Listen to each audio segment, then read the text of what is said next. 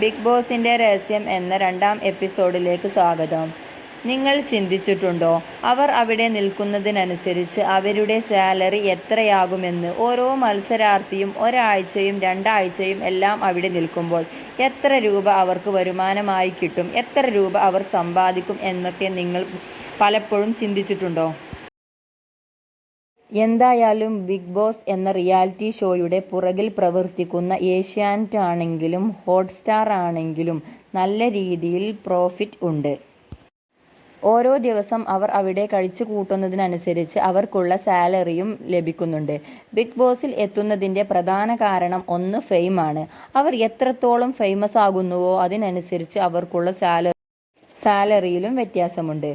ചിലർ ദിവസവും സാലറി ലഭിക്കുന്നവരുണ്ട്, ചിലർക്ക് വീക്ക്ലി സാലറി ലഭിക്കുന്നവരും ഉണ്ട്. ചിലർ ഒരാഴ്ച നിന്നാൽ 20,000 രൂപ വരെ കിട്ടുന്ന ആളുകളും അതേ ഒരാഴ്ച നിന്നാൽ 15,000 രൂപ വരെ കിട്ടുന്ന ആളുകളും ഉണ്ട്.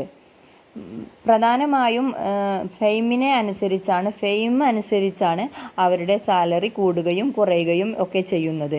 ഒരാൾ എത്രത്തോളം ഫേമസ് ആകുന്നുവോ അത്രത്തോളം അയാൾക്ക് സാലറി കൂടിക്കൊണ്ടിരിക്കും. എന്തായാലും ബിഗ് ബോസിലെ രഹസ്യങ്ങൾ കൊണ്ട് ഇനിയും ഞാൻ വരുന്നതായിരിക്കും. എല്ലാവരും നമ്മളെ സപ്പോർട്ട് ചെയ്യണേ. ഈ ചാനൽ സബ്സ്ക്രൈബ് ചെയ്യണേ. നിങ്ങളുടെ വിലയേറിയ അഭിപ്രായങ്ങൾ നമ്മുടെ കമൻറ്റ് ബോക്സിൽ രേഖപ്പെടുത്താൻ മറക്കരുതേ. Okay, by.